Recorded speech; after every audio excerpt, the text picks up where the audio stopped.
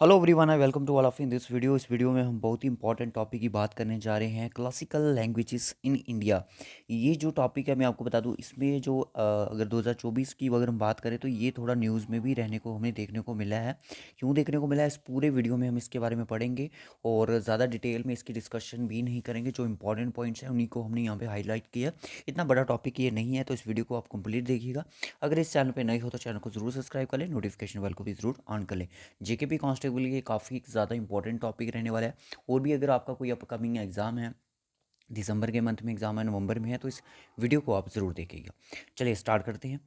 अ, सबसे पहले यहाँ पे आता है कि जितनी भी क्लासिकल लैंग्वेजेस होती हैं, जितनी भी लैंग्वेजेस होती हैं, वो हमारे इंडियन कॉन्स्टिट्यूशन में 8th शेड्यूल में ऐड की जाती हैं, यानी कि लिस्टेड होती हैं। कौन से कॉन्स्टिट्यूशन के कौन से शेड्यूल में होती हैं? 8th शेड्यूल में ये लिस्टेड होती हैं। ये यहाँ से भी काफ़ी ज़्यादा इंपॉर्टेंट, कई बार ये क्वेश्चन मतलब कि एग्जाम में पूछा गया कि जो लैंग्वेजेस होती हैं वो कौन सी क्लासिकल लैंग्वेजेस जो होती हैं वो कौन से शेड्यूल में होती हैं इंडियन कॉन्स्टिट्यूशन के। उसका आंसर आएगा कि 8th शेड्यूल में होती हैं। तो ऑल क्लासिकल जो लैंग्वेजेस हैं, देखो इनको कौन मतलब कि सेट करता है? गवर्नमेंट ऑफ इंडिया करती है। कंसेप्ट ऑफ क्लासिसिज्म का, अगर क्लासिसिज्म ओरिजिन की अगर बात करें लिटरेचर पे अगर हम आ जाएं, तो इसका यूरोप से ओरिजिन देखने को मिलता है। मिनिस्ट्री जो है कल्चर की provides the guidelines regarding the classical language. देखो कौन सी मिनिस्ट्री जो है क्लासिकल लैंग्वेज को मतलब कि ठहराती है कि ये हमारी क्लासिकल लैंग्वेजेस है। जैसा कि रिसेंटली अभी आपने देखा कि कुछ लैंग्वेज को ऐड किया है as per classical languages.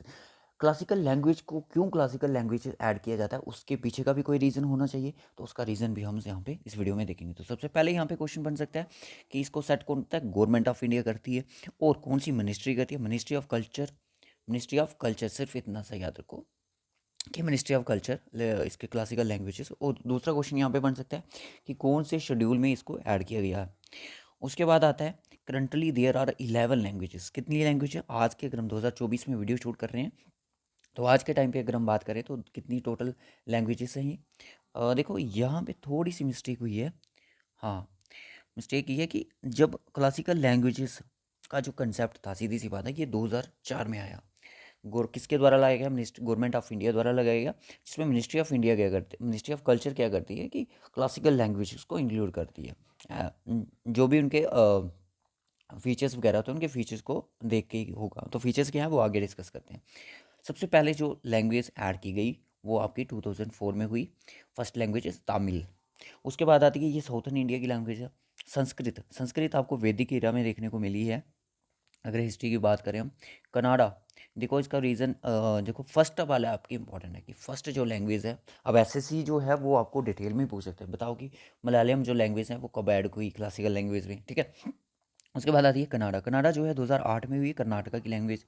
Telugu जो है 2008 में हुई है। 2008 में यहाँ पे दो लैंग्वेज देखने को मिल रही है, कनाडा और तेलुगु, आंध्र प्रदेश की। मलयालम जो है 2013 में हुई है और ये केरला की लैंग्वेज है। उड़िया, उड़िया मतलब कि उड़ीसा की बात कर रहे हैं, तो ये उड़ीसा में पहले तो देखो 6 थी। कितनी थी दोस्तों? अब यहाँ पे 2024 में यहाँ पे देख सकते हो कि 2024 में कुछ लैंग्वेजेस को ऐड किया गया। 2014 उड़िया कितनी है? उड़ीसा की है। अब 2024 में टोटल कितनी लैंग्वेज? 5 लैंग्वेज को ऐड किया गया है। मराठी, महाराष्ट्र। पाली जो है बुद्धिस्ट एरा की लैंग्वेज मानी जाती है। पर प्रकृत जो है बुद्धिस्ट और जॉइन लिटरेचर को 2024 में ऐड हुई। असामीज जो है असम की है। बंगाल जो है वेस्ट बंगाल, असम और त्रिपुरा की है। ये 5 लैंग्वेज जो है कि 2024 मैंने इनको मार्क किया है, ये अभी अभी रिसेंटली ऐड हुई हैं। तो इस पे करंट अफेयर पे क्वेश्चन आ सकता है कि which one of the following language classical language added no. तो वो हो सकता है उसमें कोई एक ऑप्शन हो, पाली का हो, बाकी वाली पुरानी हो। तो इस चीज़ का ध्यान रखना है आपने। ये नहीं है कि क्लासिकल लैंग्वेज कौन सी है, क्लासिकल तो सारी ही होंगी उसमें, पर रिसेंटली कौन सी ऐड हुई है ये चीज़ है, ठीक है। आगे समझ। चलिए, मराठी, पाली, प्राकृत, असामी, Bengali declare classical language on 3 अक्टूबर 2024। बस इतना सा पॉइंट है। देखो इस टॉपिक को ज़्यादा लेंथी खींचने की ज़रूरत नहीं है, बस इतना सा ही ये टॉपिक है जितना सा हमने अभी तक पढ़ा। थोड़ा सा और देख लेते हैं कि क्लासिकल लैंग्वेज क्यों क्लासिकल लैंग्वेज बनाई जाती है। Language is according to the status of classical language of India if it fulfil the following criteria. देखो स्टेटस जो क्लासिकल लैंग्वेज होना चाहिए उसका, तो इस तभी भी वो जो लैंग्वेज होगी क्लासिकल लैंग्वेज ऑफ इंडिया कहलाएगी। It should be recorded history, वो लैंग्वेज क्या होनी चाहिए, हिस्ट्री में रिकॉर्ड होनी चाहिए, existing for over a period of 1500 से 2000 के साल के पुरानी इतनी लैंग्वेज होनी चाहिए। चलो ठीक है, ये भी शुड बी रीजनल होनी चाहिए, और ना तो वो किसी से बोरो की होनी चाहिए, यानी कि कहीं से कॉपी नहीं होनी चाहिए। ओके, तीसरा केस आ गया, should have the ancient text literature which consider heritage. Ancient की अगर हम बात करें, लिटरेचर उसका होना चाहिए, और ये एक कल्चर मतलब कि कंसीडर करना चाहिए कि ये भी कोई एक टाइम की लैंग्वेज थी, ठीक है, कि एक कल्चर के बारे में बताए। उसके बाद जैसे हमारे जम्मू कश्मीर की देखो, आने वाले टाइम पे हो सकता है यहाँ पे लोग डोगरी बोले ना बोले, हो सकता है कश्मीरी बोले ना बोले, तो मतलब कि एक टाइम ऐसा आएगा कुछ कई सालों के बाद, ये जो लैंग्वेजेस होंगी ये भी हमारी क्लासिकल लैंग्वेजेस ही कहलाएंगी, क्योंकि ये भी उस टाइम बहुत ज़्यादा पुरानी हो चुकी होंगी।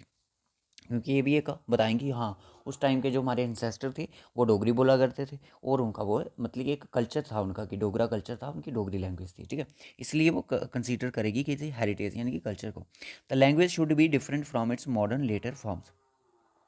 आज की जो मतलब कि फार्म्स हैं या फिर पुरानी फार्म्स हैं, उनसे थोड़ा डिफरेंट होनी चाहिए, मतलब कि ओरिजिनल, सीधी सी बात कहेंगे तो ओरिजिनल लैंग्वेज होनी चाहिए, कहीं से बोरो नहीं होनी चाहिए, 1500 से 2000 साल पुरानी होनी चाहिए, और किसी लिटरेचर में भी उसका पार्ट होना चाहिए, लिटरेचर में हमें पुराने से पुराने लिटरेचर में हमें देखने को मिलनी चाहिए।